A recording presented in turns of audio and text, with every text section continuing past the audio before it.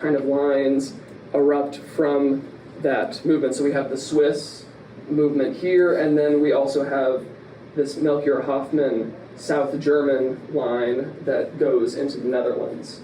And that is where eventually this leader, Menno Simons, in the fallout of Anabaptists who were using violence to the means of their ends, he saw this group that was fractured by these movements of violence and said, that's not what most of us see the Bible as saying. We see Jesus as the Prince of Peace, and we're going to follow that. And so he kind of helps pick up this movement, and that is why we're all called Mennonites now, as he finds this movement in some disarray and becomes a figurehead for the movement. And so that group there, that's in the Netherlands, they eventually get permission to move to what was then Poland and would become Prussia in the Vistula Delta region there in what is Danzig now. And this group moves there to create farmland out of the marshes and the wet country. So they have sophisticated technology of windmills and dikes that can make the land useful to the government there. So they get an invitation to move there and have more religious freedom in the process. And eventually that religious freedom that they had felt goes away, and they move to Ukraine. And in Switzerland, a lot of them move to the United States quite early, and we get the Mennonites out east who are Swiss, and that is, and the earliest Mennonites from the Swiss movement moved there when America are still colonies of Great Britain. So that's a long history in the United States for them.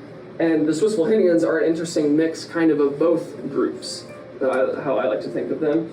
And because they are Swiss in origin, but then they don't move to America with the rest of, or a lot of the other Swiss Mennonites and Amish, but instead they move to France or Germany and then eventually end up in Russia like the Dutch Mennonites did, but not quite together, but being in the same area. So then eventually we get them all moving here, and we get these defined ethnic groups that, you know,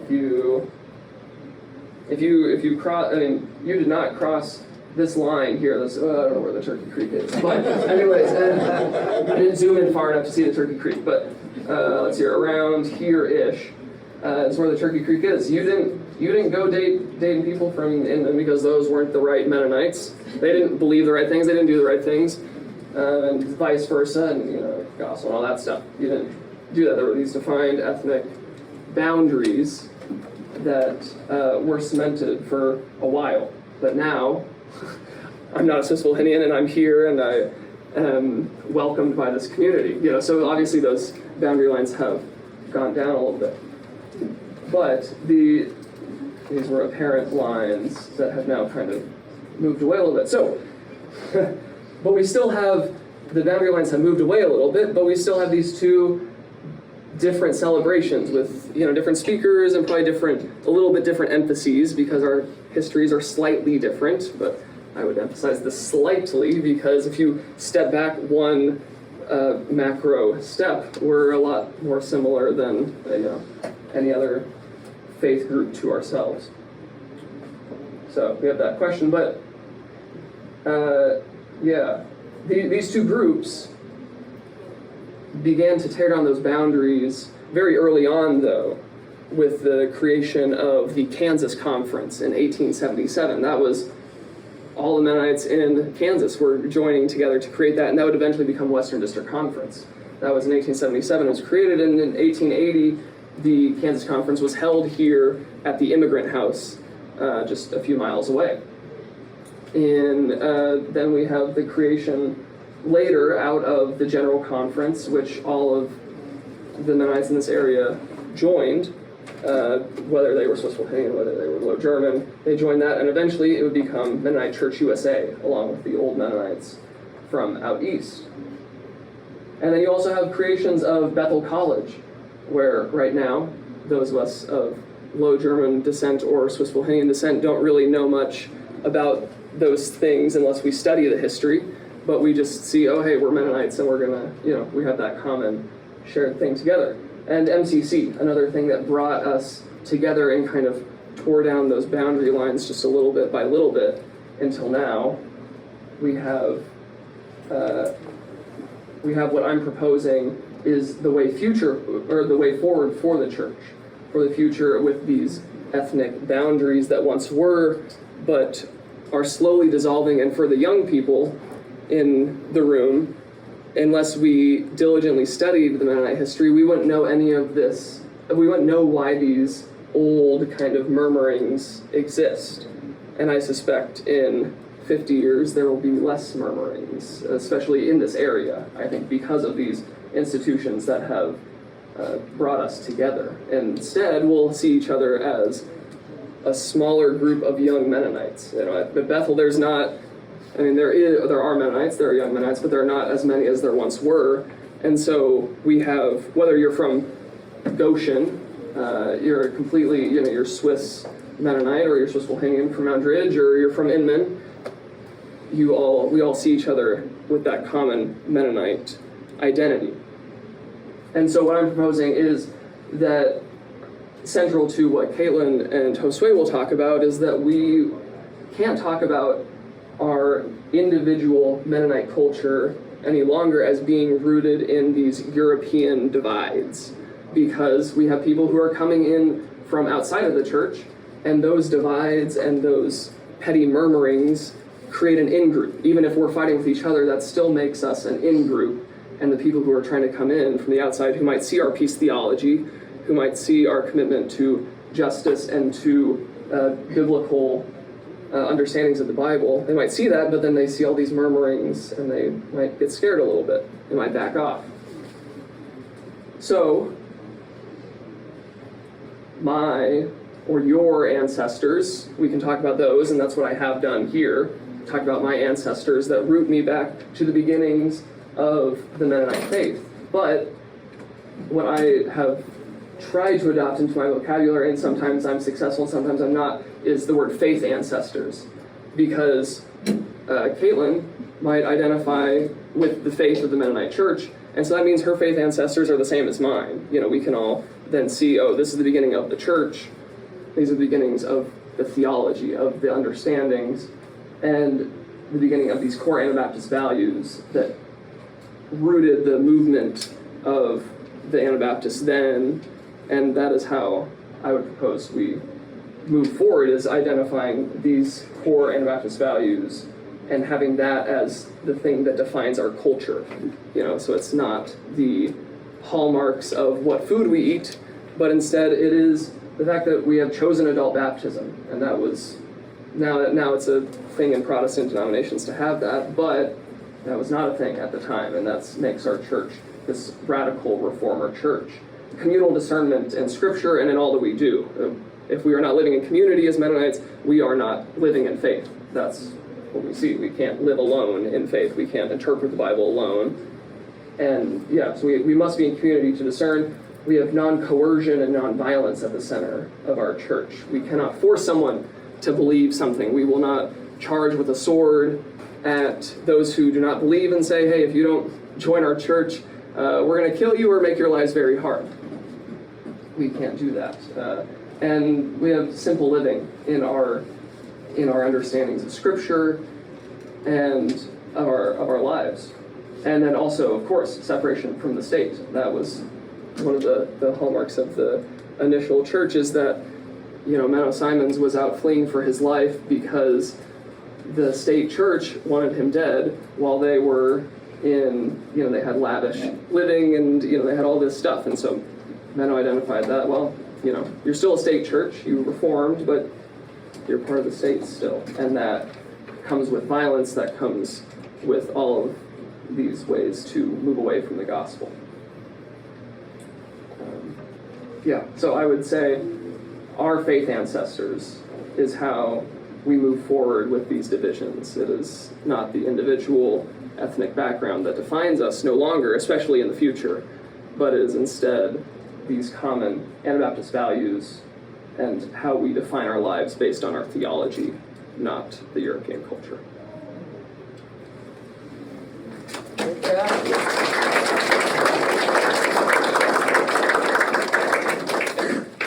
There'll be lots of time for questions after the three of us, or some time for questions after the three of us.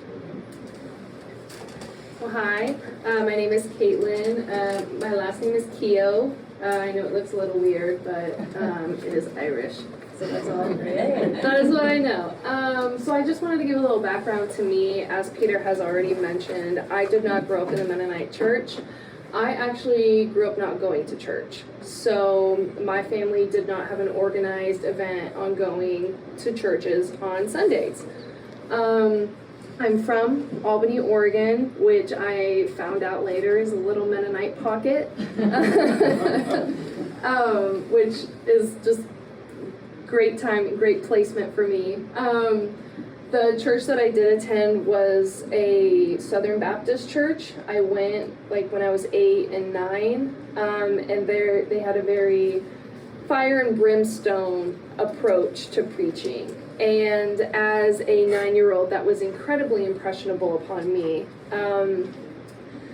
I loved the church before I understood what was really going on, and not in any way of trying to make them seem like less than, but their style was not what I needed in a church setting. I was in a Sunday school one day, and we were learning about God and His love, and they brought upon this idea that if I don't get baptized, I'm going to burn in hell for eternity. Now, as a 9-year-old, that's pretty big. It's like, whoa, I don't want that to be me. Whoa. So I actually asked to be baptized, and I understand that now. I went about it with the wrong approach, but that wasn't something that I could have understood at 9 years old. All I could think of was, I just don't want to burn in hell for eternity, so I need to get baptized. So I got baptized, and I felt this sigh of relief. I was like, oh, okay, now I'm saved. I have done what I needed to do as a Christian, and I'm fine now. But that wasn't it. A while after this, I kind of stopped going to church because I felt in every aspect of who I was being judged, and I was just confused. I was confused from this perspective that God saw me as a sinner, and I had to work my entire life to win His approval, and it was a daunting task to me. And I just stopped going. And there was a lot of shame around that when I stopped going to church. I felt very ashamed of myself, and I was kind of scared to re-enter a church setting.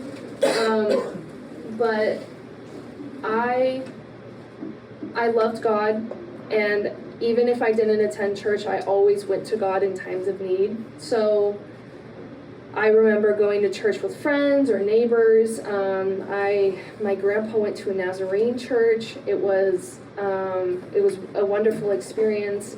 I had great and not so great experiences. When I was a teenager, I just said, you know what, I'm done. I'm done with church. People are mean to me when I go to church. I feel judged. I'm over this. So I didn't attend church throughout my entire teenage years until I was 17. I had moved in with 2 retired teachers, one who did teach at my high school, and one who taught at the community college in my town. They were Mennonite, and when I moved in with them at the beginning of my senior year of high school, I remember saying, okay, I want to do better for myself, and I don't know what that's going to look like, but I want to live in the footsteps of Jesus. And at the time, I didn't know that the people that I had moved in with were Mennonite, but they had invited me to church, and I kept saying no. I was like, no, I'm fine. I know what happens when I go. I'm not going. And then they had a annual church retreat, which I had to go to. I had no choice. I had to go to it. And I had probably the best experience of my entire life there. I felt understood, I didn't feel judged, and I felt seen. I felt seen when I shared my story to people, and I felt seen in that nobody was judging me or looking down on me that I did not attend church. And so that kind of opened me up to attending church again. I started attending Albany Mennonite Church, which I don't know if any of you guys know anyone from that church, but yeah. I knew it would happen. But that church has been it had opened a door to so much for me. After I graduated high school, I did a year of service adventure in Colorado Springs, which I got to be introduced to Bethel Mennonite Church, which if anyone got their peaches within the last week, you know how important they are, yeah. So I attended that church, and I kept seeing this trend of I wanted to be a part of the church because I felt God's love there. I felt God's grace, and I felt like I wasn't being judged for anything that had happened before or even present. So I came back to church, and I have absolutely loved it. I attended Heston College, graduated in 2021, and then I went to Bethel College and graduated in 23. And it's been so amazing to be someone who didn't grow up Mennonite to now feel so engulfed in the Mennonite community. And I mean, it's been a very special thing for me because I know that for people entering church, it's a very terrifying thing, especially when you don't know anyone. You're going in sometimes by yourself, and you're like, I don't know, but I just have a feeling that this may or may not work out. And I feel like a lot of people don't stay because no one interacts with them. I can't say that for Mennonite churches. I've always been seen. I always have people coming up to me after sermons and saying, hi, who are you?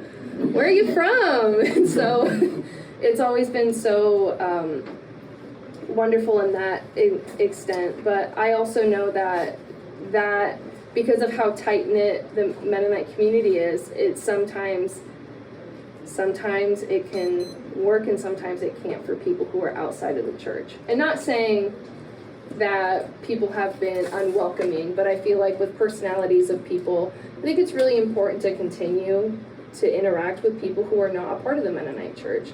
I feel like Heston College is a great example of that in terms of they brought people in who were not even Christian. And it was a great opportunity for more people to learn about the Mennonite history who weren't Mennonite. And I would even say the same for Bethel. I just feel like people who aren't a part of the Mennonite church going to a Mennonite organization like MDS, MCC, MMN, it opens the doors for people to learn about Mennonites and what brought them here.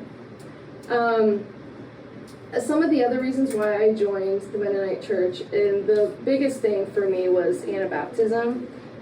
My senior year I got rebaptized because I finally was like, I know why I'm doing this now, and I feel like I'm doing it for good reasons. I'm not doing it out of fear. So I got baptized. And another thing that's kept me in the loop is the restorative justice approach that I have witnessed, that I've experienced. I know Mennonite Disaster Service does a lot of things that don't directly move these things forward, but they do things that help with it, if that makes sense. Okay. And then, living in the footsteps of Jesus, I feel like that has been a huge thing for me. I feel like Jesus has been the OG social worker. So,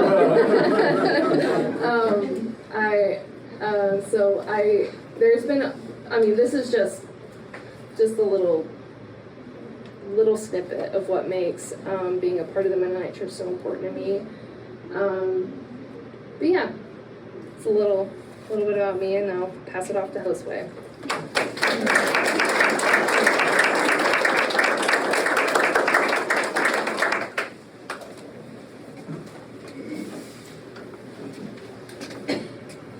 So I'm going to try to maybe piece together some of the different aspects of both Kaytlen and Peter's presentation.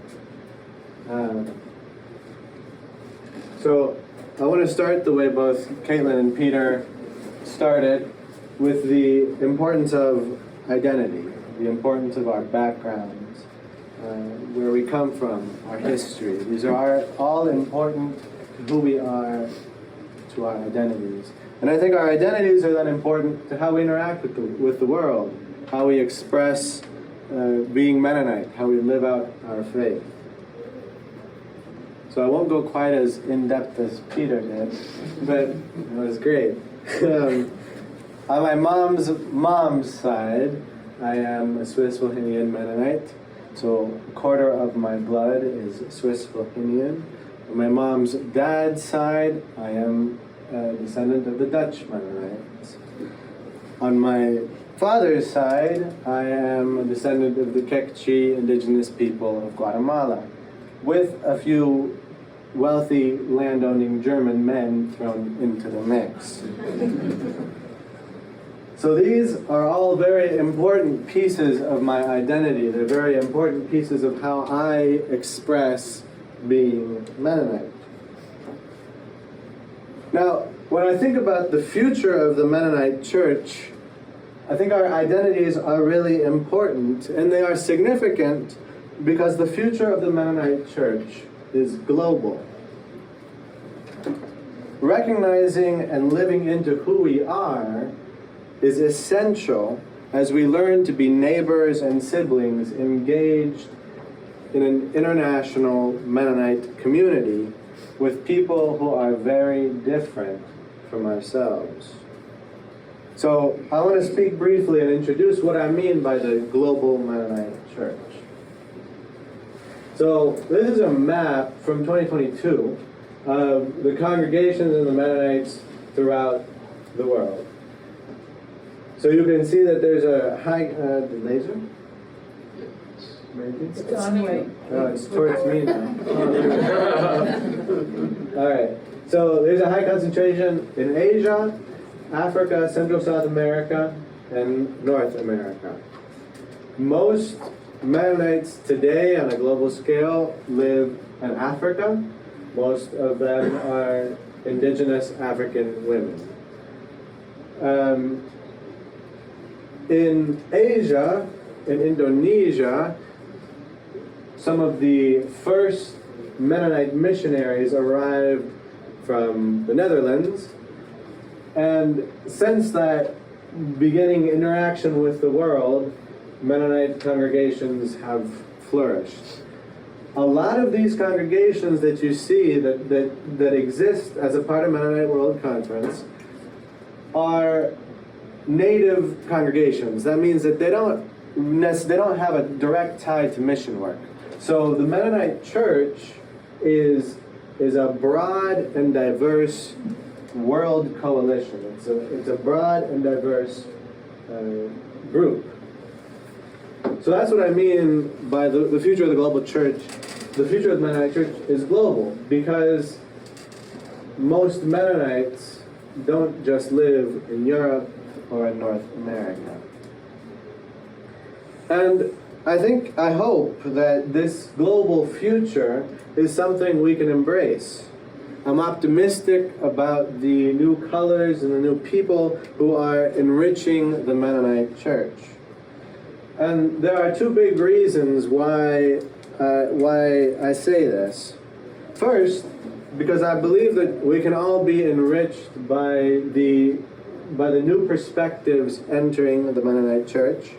And second, because as Peter and Kaytlen both talked about, being Anabaptist was not originally an ethnic identity. It was a set of values, morals, a way of living, and a commitment to following Jesus.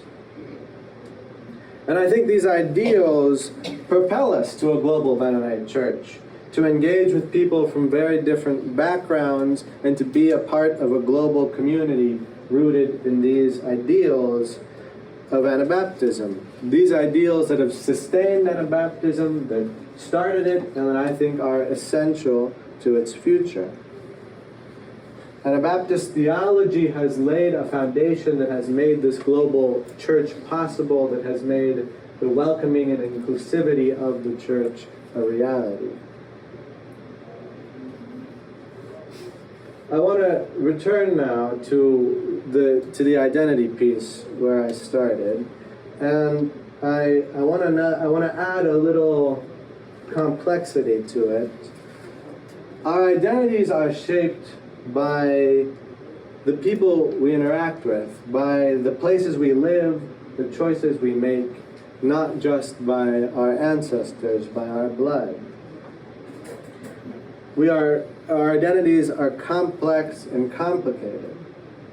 So as we think about joining the future of the Mennonite Church, we have to examine who we are today. We have to look at how our identities have changed throughout time, how our identities look different today than in the past. We are all still, most of us, the Swiss Mennonites, are all still Swiss Mennonites. That's an important part of identity.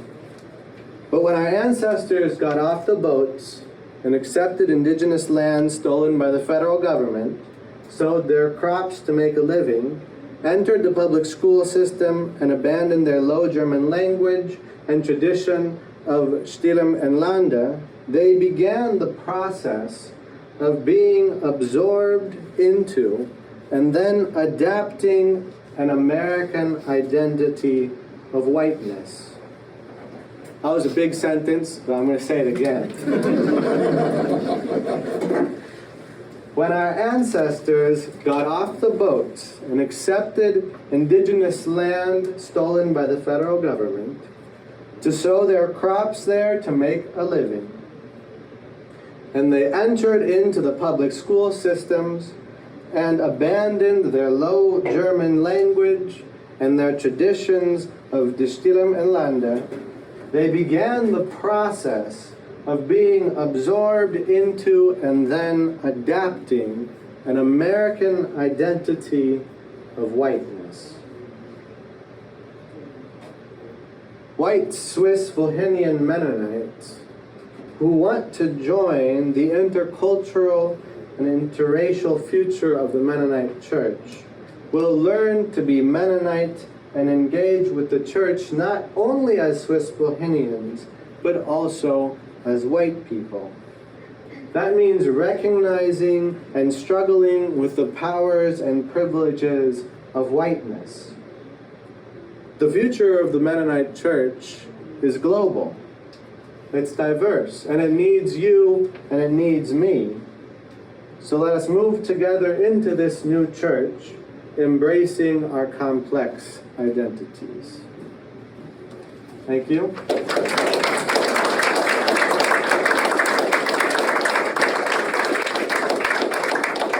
The three of us are now open to your questions, whatever they might be. Don't be shy. Could you explain how an identity of whiteness would have been in America would have been different from an identity that they had before immigration? Yeah, that's a great question. So, the forming of whiteness in the United States is a very complicated idea, but I think it is intricately tied to certain privileges and to the color of your skin. So the things that I mentioned, for example, getting land, joining the public school system, these are things that Mennonites had the right to because of the color of their skin. So as Mennonites, so for example, the Amish are a little bit different. More conservative communities in some ways didn't take all of the advantages and all the advantages that whiteness was offered, the advantages that Mennonites took, and they remained a separate identity. They speak a different language, they are distinct. So the way that whiteness is different from the traditional identity can be seen a little bit in that comparison, but also, and what that highlights is the privileges that Mennonites then took advantage of, were offered, that allowed them to be a part of the dominant white American structure. Does that answer Yeah, that? thank you.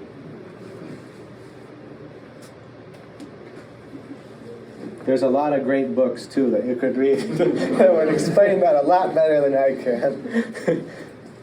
Yes, you first and then Ann. So in a time where it seems like a lot of people your age are leaving the church or not wanting to be in institutional church or even congregations, it's very helpful to see the three of you up there. But how do we get more of you? And what can our churches continue to do to keep the next generation or involved? Oh, okay, I'm happy to answer this question. I mean, the biggest reason that I've gone back and forth, especially as a teenager and joining the church, is because of I feel like, and this might be a hot take, but I feel like there are a lot of churches that are trying to find a balance between church and state, politics and religion.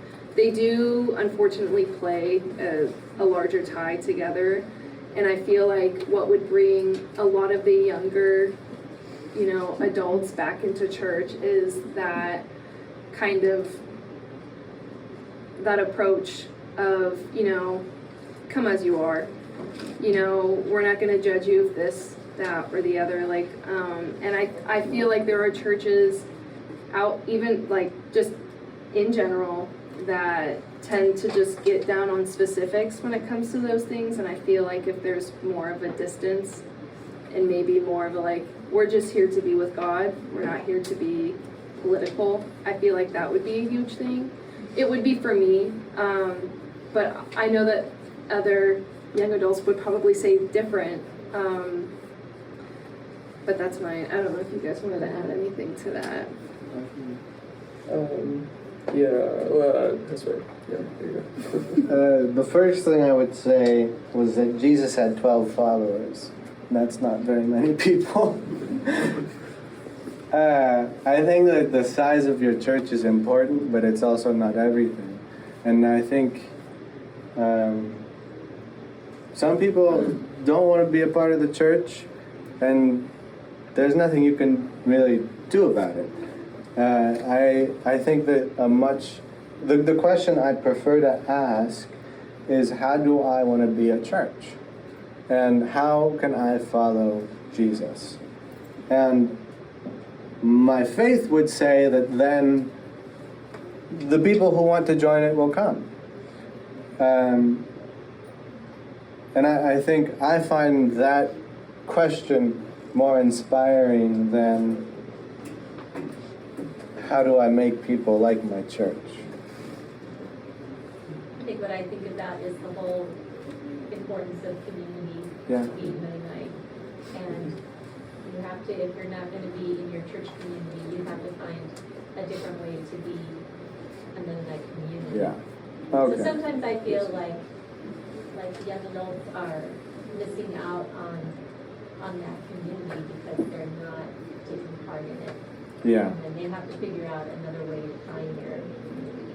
Yeah, I think developing community is very important. Giving people that opportunity is very important. And I think in following Jesus and looking at the tradition that we have, I think that strengthening the community sense is very important. Does the presence or absence of a flag in front of the church affect you, any of you? Yes, very Yes. strongly. Yeah. I will not go there. Or I will hesitate. I will hesitate strongly. Yeah. I think it depends on the flag. If it was just an American flag, I probably would, because I feel like it's very easy to generalize. I don't know. But if there's a different kind of flag, like a LGBTQIA plus flag, that I'm gonna have a That's a different different response to flag. that. I know that those little signs that people were putting in their, wherever you're from, no matter who you are, you're welcome here. Those signs, when I saw them in people's yards or in front of churches, I was like, that's the place I want to be. And I think that was what I was trying to say the first time, is like, I think that just being more like, no matter who you are, you're welcome. And I think kind of going off of what you said reminded me of this. But I know that there are some churches that are kind of going away from having a building.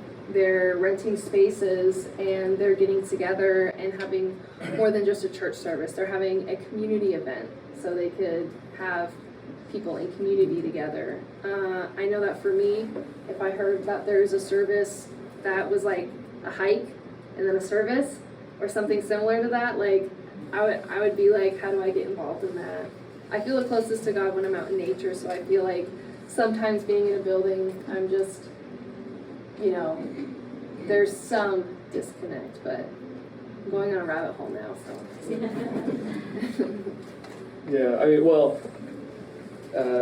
talking about like the Anabaptist core values that I hold deeply, having an American flag in a church would mean to me that church in some ways, maybe for others more, they are loyal to that flag in a way that would tie themselves to the nation. And so to me, my home is in the kingdom of heaven and the kingdom of God, and so that means that I will not have any allegiance above that, nor even alongside it, like even equal. So, an American flag is in a church. What does that say about our views of those in China or in what's a country where Switzerland. Anywhere. I'm thinking about specifically countries that the United States as a country does not like right now. As a government. Then that would mean that maybe I might not like them too, because I see that Jesus is connected with the flag. So that means what the government is saying is okay, maybe. So for me, that would be not something that I would want in my worship space. My answer would be similar to that. I'll try to keep this very short, but I've been thinking about kind of the last couple questions.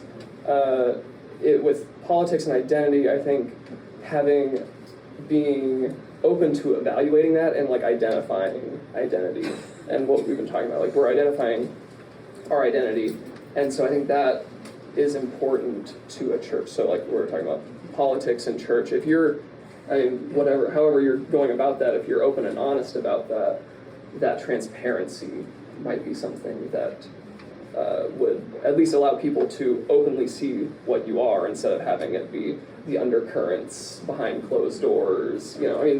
Politics or whatever is involved in the church always, but are we not addressing it up front and then talking about it behind closed doors and having that effect, or are we, being open that, hey, this is how we want to approach it, or this is how we want to approach it. So that might be a partial answer to some of the questions. Peter, Yes. someone asked me recently if I thought that in 2049 or 2074, anyone will care enough to celebrate our Swiss Bohemian ancestors having come to America. And so I'm curious about that. My answer was I have no idea. I said if you ask them now, probably not. In the middle of children and family and college educations, no. But in 30 years, it might be important. I don't know. But listening to your presentation, is it possible, in your opinion, that the Low Germans and the Swiss Bohemians might celebrate together? Yes. What I think is what's potential upside of having two things is that there's a lot of history to cover. There's a lot of things to talk about, lots of different ideas. So it might have to be a whole week-long celebration to fit all of that in. But that's kind of, even I mean, I have not been alive for a big celebration like this before. This is my first. I was not alive at the 125th.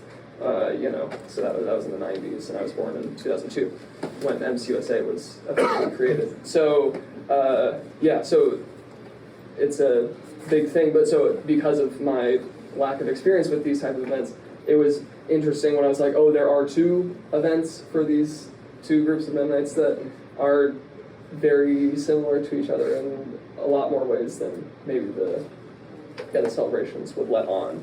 But yeah, I mean, I think that would be a potential hope. I don't know. That'd be at least in some ways celebrating together. And I think what we talked about is our identities are important, and it's important to acknowledge those and study the history and to know where we came from. But it's also important to then allow that to widen our tent and open it up to people. Yeah, I don't intend this just to put Kaytlen on the spot, but you're the one that spurred this question to me. Okay. Which is one of the distinctives I think about in terms of my experience of Anabaptist faith is I relate a lot to the non-judgmentalism, openness to folks, and when I've been in church spaces like that, it has felt really amazing. And I think Anabaptist faith oftentimes has super high expectations. One of the distinctive I notice is in an age where churches are built beside Home Depots and Olive Gardens in a lot of the cities, and a lot of people say this is church. This is so nice because it's so easy. I can go into this theater space. I don't have to engage with anybody. I can just go in and worship, and then I can go to get my shopping done and get my lunch. That is a huge movement the last 30 years of church, and I see very few, if any, Anabaptist churches doing that kind of a thing. And part of that is I think Anabaptists expect a lot of your faith, that you will continue to wrestle with it. You're going to serve with your hands. You're going to serve both people in your church and people outside of your church. And so I guess my question is sort of where I'm curious where you have noticed sort of the interplay or beautiful sort of synergy of being non-judgmental. Anyone can come in, and yet we still expect a lot of people to not just come and sit in the back, but to actually be engaged. So that maybe isn't just a question for you, but you're the one that sort of spurred it. If others want to respond to that, I welcome other responses as well. Right. I mean, gosh, yeah. I know that they're, for example, Albany Mennonite Church is kind of on the outskirts of town. So when we would get done with church and we would be deciding, whoa, where are we going to go? Sometimes it's it's kind of inconvenient to have to go all the way across town to do that. And I didn't realize this in myself until you said it, but I'm very okay, what's convenient? I'm very much in that sense, and I think one thing that I've struggled with in Mennonite, not sermons, but in what do you call it? Theology? No, it's worship. It's the Theology. okay. I'm gonna just say the worship time. When we're in, when we start seeing the services. Wow, I don't know why that was so hard for me. There are some Mennonite churches that have 2 sharing times, and then church service could go for close to 2 hours, an hour and a half. And to me, I'm oh my gosh, that's a lot of my Sunday. I gotta go grocery shopping, I have to do my laundry, I have to clean the house, and I still need to have lunch before I do all this, and it's still time to relax on my Sundays. And so I think if I'm understanding your question, you're kind of pointing out what keeps young people coming to churches even without, or keep working on their faith journey. Yeah, somewhat. Yeah. Or how do you where have you found a balance between churches that have a posture of come as you are, but once you're here, we want you to do stuff, because that's what we do as a community. Right. Yeah, I've had a lot of the same thoughts. If I'm part of your church and I get a little bit too far out here in left field, maybe with my ideology or my things that I say are true, how do you check that? what's the balance, how do we do that without being judgmental? But maybe I'm getting out of the lane. No, I mean, great questions. I think in recent years, and this is like way above what I know, but like I feel like since 2020 things have been a little bit tense. Things have been hard to talk about because of so many strong opinions on polar opposite sides of the field. And my thinking when it comes to that is like, I want to respect where people come from, because where I come from, like, I have very strong opinions on certain things, and other things I'm like, you know what, it's not that big of a deal. But I think the non-judgment, like, hey, what you're saying could be affecting other people. If something someone is saying is harmful to themselves or to another group, I think that's a perfect time to check it. But in terms of like being a part of a church, it becomes harder because you want church to be a safe space for people, and you want it to be inviting, and it can get really dicey really quick when you go to a church that's like all are welcome, and then you have all those people who are from different upbringings, different ideologies, different views, and they clash because they don't like. I feel like a lot of us, it's easy for us to have conversations with people who have the same values and morals and beliefs that we do. It is so difficult to have that conversation with someone who is not of your same framework. And not that it's bad. I mean, the differences in ideas are what make, like, it's what make us people. I mean, if we all thought the same thing, I mean, it'd be so boring. But, you know, I think having, oh man, I'm like going on and on. But, like for me, being in a place where someone could say, hey, like, this is what I think. I know you think different, but I still respect your opinion because that's different than mine. Then that's great. And I'm like, okay, we have a baseline. Well, let's find what we have in common, and then we can go from there. Whatever. When it comes to like, once I'm involved in a church and I'm like attending and they want me to get involved, I'm happy to be involved in churches. I think, and maybe they can answer it better, but I don't mind being a part of church. Like the services or, you know, being a part of it and helping. It's when the expectation for it to be consistent is where I'm like, whoa.